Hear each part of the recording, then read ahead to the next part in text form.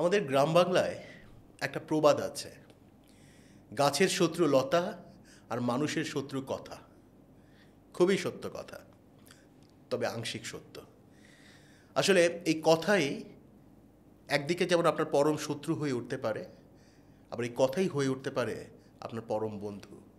এখন আপনি কোনটি চান, শত্রু না বন্ধু? আসসালামু আলাইকুম। আমি ইঞ্জিনিয়ার প্রাণজিৎ লাল শীল, পজিটিভ লাইফস্টাইল কোচ হিসেবে কাজ করছি প্রায় 30 বছর ধরে। আজকে আমরা কথা বলবো কথা নিয়ে। আমরা প্রতিদিন অজস্র কথা বলি এবং শোনার চেয়ে বলার ব্যাপারেই আমাদের অনেকের আগ্রহটা বেশি। যদিও বুদ্ধিমান মানুষ যারা, তারা কিন্তু বলেন কম, শোনেন বেশি। আর সুন্দর করে কথা বলার জন্যেও কথা শুনতে হবে। যারা সুন্দর করে কথা বলেন তাদের কথা শুনতে হবে না, তাদের মতো করে বা তাদের স্টাইল নকল করে কথা বলার দরকার নেই। শুধু খেয়াল করুন তাদের কথাগুলো শুনতে আপনার কেন ভালো লাগছে। যারা সুন্দর করে কথা বলেন, শুধু যে তাদের কথাই খেয়াল করবেন তা কিন্তু নয়, যারা অসুন্দর কথা বলেন তাদের থেকেও কিন্তু আপনি শিখতে পারেন। একবার এক ভদ্রলোককে একজন প্রশ্ন করলেন যে, ভাই, আপনি সবসময় এত সুন্দরভাবে আদব কায়দা মেনে চলেন, কাজ করেন, কথা বলেন, এত সুন্দর করে আদব কায়দা আপনি শিখলেন কার কাছ থেকে? ভদ্রলোক হেসে বললেন, বেয়াদবের কাছ থেকে। অর্থাৎ বেয়াদব যে আচরণগুলো করে, তিনি সেই আচরণগুলো করা থেকে সচেতনভাবে বিরত থাকেন।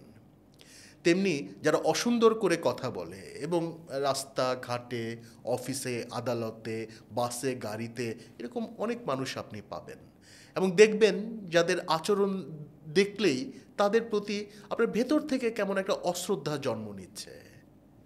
তো আপনি নিজেও সেই আচরণগুলো করা থেকে সচেতনভাবে বিরত থাকতে পারেন। আবার অনেকের সুন্দর করে সালাম দেয়া, অথবা মাফ করবেন, একটু জায়গা দেবেন বলে আপনার কাছ থেকে একটু সাইড চাওয়া, বা হাসি মুখে আপনার কথার জবাব দেয়া, তার যে আচরণটা আপনার ভালো লাগলো অনুসরণ করার চেষ্টা করুন এবং এটাকে আপনি একটা খেলা হিসেবেও নিতে পারেন এবং দেখবেন খেলতে খেলতে সুন্দর করে কথা বলা এটা একটা সময় আপনার অভ্যাস হয়ে গেছে। আসলে কেন আমরা সুন্দর করে কথা বলবো? সুন্দর করে কথা বললে এবং সুন্দর বা ভালো কথা বললে অন্যদের মনে আপনার সম্পর্কে যেমন একটা ইতিবাচক ধারণা তৈরি হয়, তেমনি আপনার একটা সুন্দর কথা আরেকজন মানুষের জীবন বদলে দিতে পারে। একটি বাস্তব ঘটনা বলি। তাইওয়ানের একজন খ্যাতিমান লেখক লিন কিনহুয়ান হাই স্কুলে পড়ার সময় খারাপ ছাত্র হিসেবে তার মোটামুটি সুনাম ছিল। সে সব সময় কোনো রকমে টেনে টুনে পাশ করত, কিন্তু তার যে শিক্ষক ওয়াং ইউচাং, তিনি হাল ছাড়লেন না। তিনি প্রায়ই লিনকে তার বাসায় খাবার খেতে ডাকতেন এবং পড়াতেন। একদিন তিনি বললেন যে, শোনো, 50 বছর ধরে আমি ছাত্র পড়াই, একবার তাকালেই বলতে পারি কার মধ্যে বড় হওয়ার শক্তি আছে। লিন বুঝল কথাটা তাকেই বলা হয়েছে। সঙ্গে সঙ্গে কথাটা লিনের ব্রেইনে ঢুকে গেল। সে জীবনের একটা লক্ষ্য খুঁজে পেল, পড়াশোনার পেছনে সে লেগে গেল। কয়েক বছরের মধ্যেই একজন সাংবাদিক হিসেবে একটি ভালো পত্রিকায় কাজ পেয়ে গেল সে। এরপরে ঘটল আরও মজার ঘটনা। লিন তখন সাংবাদিক। তো একদিন এক চুরির ঘটনার একটা রিপোর্ট করছে। তো রিপোর্ট শেষে সে একটা মন্তব্য করলো। সাধারণভাবে সাংবাদিকরা রিপোর্টের সাথে ব্যক্তিগত কোনো মন্তব্য যুক্ত করেন না, কিন্তু যে কোনো কারণে হোক লিন মন্তব্যটি করে ফেললেন রিপোর্টের একেবারে শেষে। মন্তব্যটা ছিল যে, চুরির জন্যে এত নিখুঁত পরিকল্পনা এবং এটার এত সুন্দর বাস্তবায়ন যে লোক করতে পারে, সে চাইলে যে কোনো কাজে সফল হতে পারে। ঘটনাচক্রে এই রিপোর্টটা গিয়ে পড়ল সেই চোরের হাতে এবং পড়ার পরপর তার মনে হলো যে, আমি চাইলে যে কোনো কাজে সফল হতে পারি, তাহলে আমি কেন চুরি করব? এই ঘটনার 20 বছর পর ওই চোর এসে লিনের সাথে দেখা করলো এবং লিন তখন তাইওয়ানের সবচেয়ে বড় লেখক হিসেবে প্রতিষ্ঠিত। সে লিনকে বলল, আপনার একটা ভালো কথা, ওই যে চুরির রিপোর্টের শেষ লাইনটা আমার জীবনটাকেই বদলে দিয়েছে। চুরি ছাড়াও যে আমি বড় কিছু করতে পারি, সেই বিশ্বাসটি ওই দিন আমার মধ্যে সৃষ্টি হয়েছে এবং আমি এখন একজন মিলিয়নিয়ার এবং ব্যবসা করেই আমি মিলিয়নিয়ার হয়েছি। একটা ভালো কথা আসলে যে কারো জীবনকে যে কোনো সময় বদলে দিতে পারে। একটা খারাপ ছাত্রকে বড় লেখক বানাতে পারে, একটি চোরকে সফল ব্যবসায়ী বানাতে পারে। এটা হচ্ছে কথার শক্তি। এই জন্য ঘরে বাইরে সব সময় ভালো কথা বলার অভ্যাস করতে হবে। এখন আমরা সুন্দরভাবে কথা বলতে চাই, সমস্যা কোথায়? আসলে সুন্দর করে কথা বলার জন্যে প্রয়োজন টোটাল ফিটনেস। বলবেন কথা বলার সাথে ফিটনেসের সম্পর্ক কী? সম্পর্ক খুব সহজ। তার আগে বলে নেই, আমরা কিন্তু শুধু ফিটনেসের কথা বলছি না, আমরা বলছি টোটাল ফিটনেসের কথা।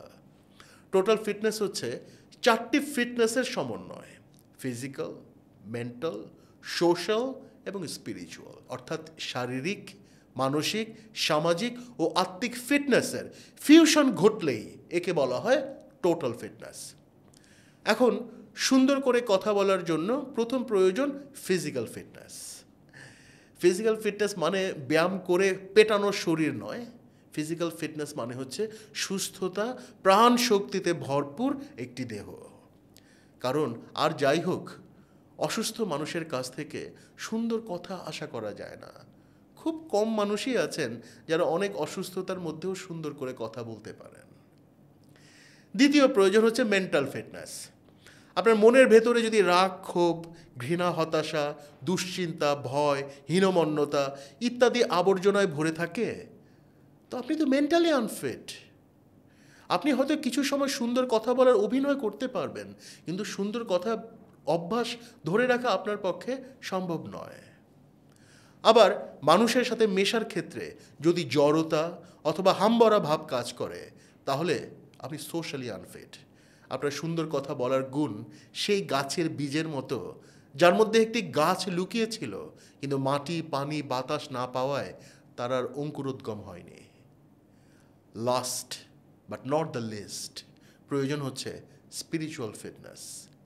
যখন আপনার কথা বলার উদ্দেশ্য হবে মানুষের বাহবা পাওয়া নয়, ভিউজ নয়, লাইক নয়, কথা বলার উদ্দেশ্য হবে মানুষকে অনুপ্রাণিত করা, তার কল্যাণ করা, তাকে সান্ত্বনা দেয়া, তখন আপনার প্রতিটি কথা, প্রতিটি বাক্য মানুষের অন্তরকে স্পর্শ করবে।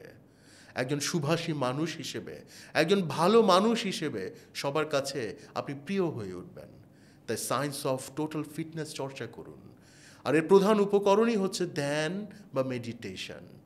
মেডিটেশন আপনাকে সুস্থ করবে 75% রোগ থেকে কোনো ওষুধ ছাড়াই। মেডিটেশন আপনার মনের আবর্জনা দূর করে আপনার মনের ভেতরে বইয়ে দেবে প্রশান্তির সুবাতাস। মেডিটেশন জড়তা, সংকোচ বা আত্মম্ভরিতা কাটিয়ে আপনাকে সামাজিকভাবে ফিট করবে। সর্বোপরি মেডিটেশন বা ধ্যান আপনাকে ফিট করবে আত্মিকভাবেও। প্রিয় সুহৃদ, কোয়ান্টাম অ্যাপ ডাউনলোড করে আজকে থেকে শুরু করুন না শিথিলায়ন চর্চা, যেটি মেডিটেশনের মা। আর যদি মাঝে মাঝে মেডিটেশন চর্চা করেও থাকেন, তবে আজকে থেকেই নিয়মিত চর্চা করতে সচেষ্ট হন।